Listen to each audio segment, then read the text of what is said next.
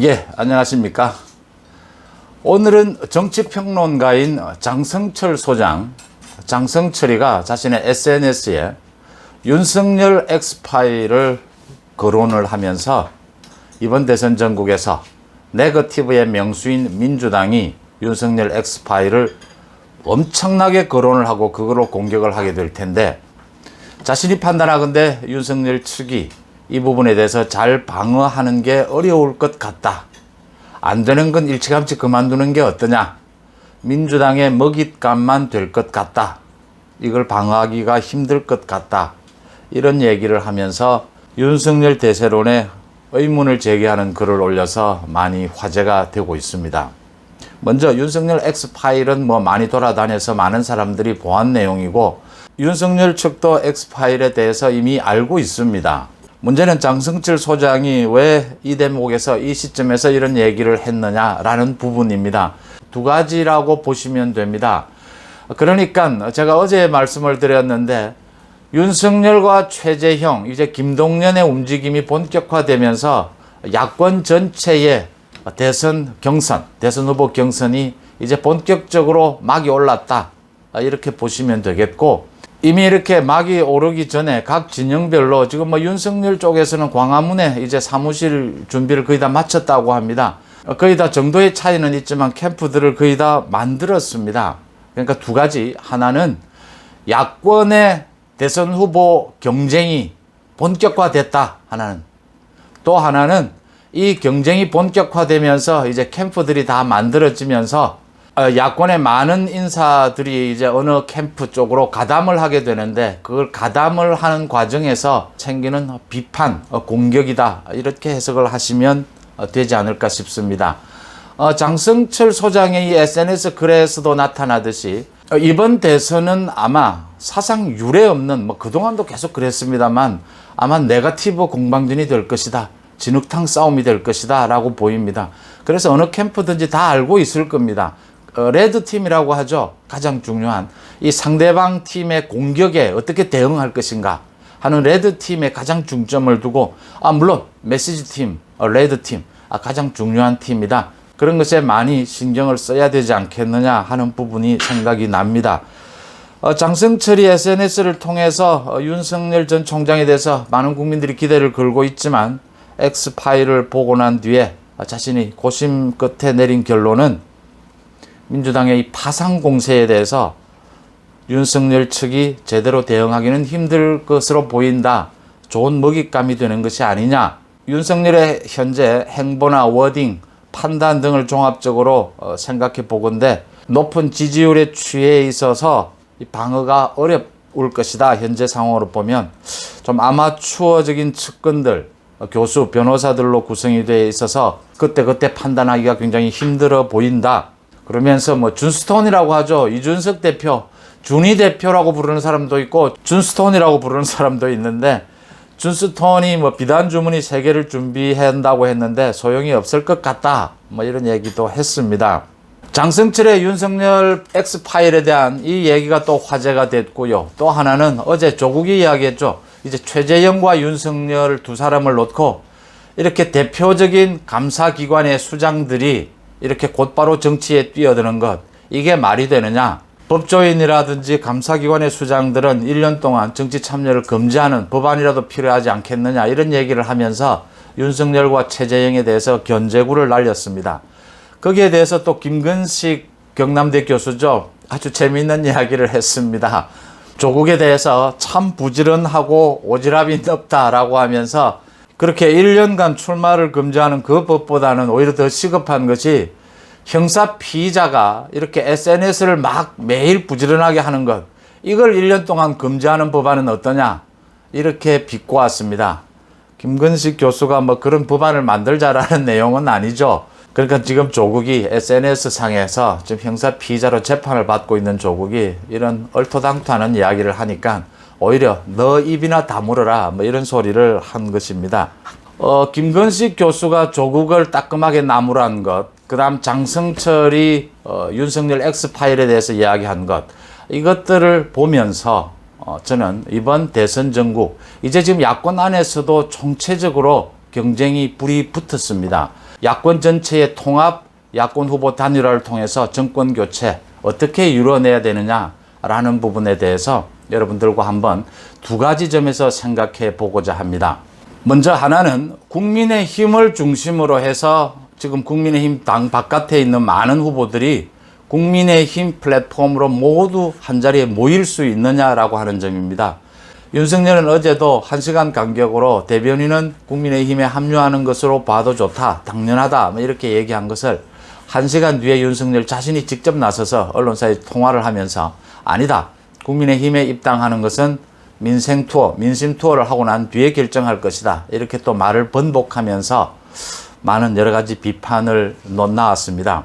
윤석열이 이렇게까지 비판이 나올 것을 알면서도 이렇게 말을 번복한 데는 이유가 있습니다. 지금의 국민의힘의 상황, 또 최재형의 대권 도전, 또 김동연의 움직임이 구체화되면서 윤석열로서는 아직 상당 기간, 한 보름여 정도는 그래도 국민의힘으로 합류를 해야 된다라고 하는 생각은 굳힌 것으로 알고 있습니다. 근데 한 보름 정도는 더 여유를 두고 생각해 볼 것들이 여러 가지가 있다, 이 대목입니다.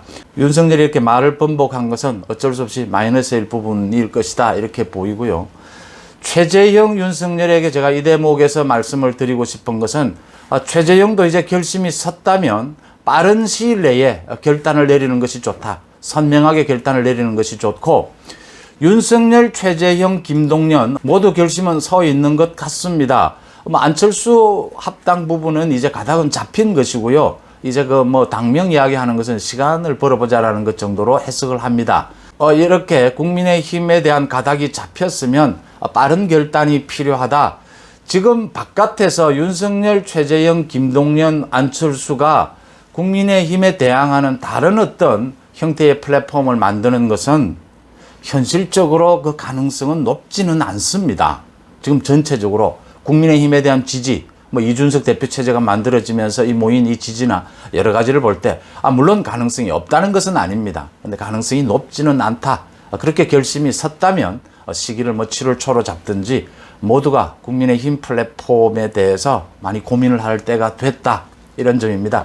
여기에 덧붙여서 지금 민주당 여권에서는 집중타를 날리고 있는데요. 윤석열과 최재형에 대해서 저렇게 대표적인 정치적인 독립, 중립을 지켜야 될 검찰총장, 감사원장이 저렇게 바로 정치에 참여해도 되느냐? 맞습니다. 일리가 있습니다. 상식적인 일은 아닙니다. 근데 이런 상식적인 일이 벌어진 이유는 문재인 정권의 실정 때문입니다. 폭정, 국정농단 때문입니다. 그래서 민주당의 그 공격이 설득력이 조금이라도 있으려면 먼저 반성부터 있고, 문재인 정권의 국정농단, 그 반성부터 잊고 윤석열과 최재형의 정치 참여를 공격한다면 좀 설득력이 있을 수 있습니다. 그런데 지금 많은 국민들이 윤석열, 최재형에게 기대와 지지가 모이고 있는 이유는, 이런 비상식적인 지지가 모이고 있는 이유는 간단합니다. 문재인 정권의 국정농단 더 이상 보고 있을 수가 없다. 좀 자연스러운 일은 아니지만 윤석열, 최재형이 나서서 문재인 정권의 국정농단을 끝장내라, 문재인 정권의 저 실정을 직접 심판해야 한다, 이 목소리, 이 기대를 낸 것입니다. 여기에 대해서 민주당도 공격을 하려면 조금이라도 설득력 있게 공격하는 것이 맞다라는 것이고요. 지금 야권 전체의 통합을 놓고 이준석 대표 체제로 몰리고 있는 이 야권 지지층들의 어떤 변화의 바람, 기대가 있고요. 그 다음 윤석열, 최재형으로 몰리고 있는 지금 문재인 정권을 심판하는 주인공이 되어달라라고 하는 이 기대가 있습니다. 이 야권의 지지층이 보이고 있는 이 두 가지의 기대감을 어떻게 접목시키느냐. 이게 접목만 된다면 정권 교체를 할 수 있다라고 하는 것은 분명해 보이지 않습니까? 이걸 접목시키는 데 있어서 가장 좀 어려운 점이, 지금 많은 갈등과 불안을 놓고 있는 점이, 이 야권 전체를 통트는 전략을 짤 수 있는 그런 어떤 중심은 현재 없다라는 점입니다. 그러니까 민주당에서 지금 경선 일정을 연기하자 어쩌자 가지고 피 터지게 싸우고 있죠. 이재명과 반 이재명으로. 하지만 민주당은 그렇게 크게 걱정이 되지 않는 것이, 송영길 대표 체제라고 하는 이 송영길이가 전체를 컨트롤링을 할 수 있는 현재 그 위치에 있기 때문에 저게 큰 문제로는 발생하지 않을 것이다. 어떤 경우로 흘러가든지 이렇게 보이는데, 지금 국민의힘과 국민의힘 바깥 이 부분을 국민의힘에도 많은 국민들의 지지가 모여 있지 않습니까? 국민의힘 바깥 윤석열이라고 합시다. 여기에도 야권의 지지가 엄청나게 모여 있습니다. 이준석 대표 체제에도 많은 또 지지가 모여 있습니다. 변화와 문재인 정권의 심판, 이 두 가지 이유로 지지가 이렇게 양쪽으로 몰려 있는 셈입니다. 자, 이걸 전체를 어떻게 접목을 시킬 것이냐. 이게 갈등을 일으킨다면, 제갈길을 간다면 대선 구도는 다자구도가 되고 정권 교체는 힘들어진다. 쉽지 않은 길이다라는 겁니다. 그러면 어떻게 해야 하느냐. 모두가 자기 경쟁력을 키워서 정말 공정한 경쟁을 통해서 야권 단일 후보를 만들어내는 그 방법밖에는 없습니다. 물론 중심은 국민의힘이 중심 플랫폼입니다. 지금 국민의힘에 40%의 지지율이 모여 있다. 이게 상당 기간 오래 계속될 것이다라고 보이는 점에서 국민의힘을 무시하고 어떤 형태로든지 갈 수는 없다. 이런 점입니다.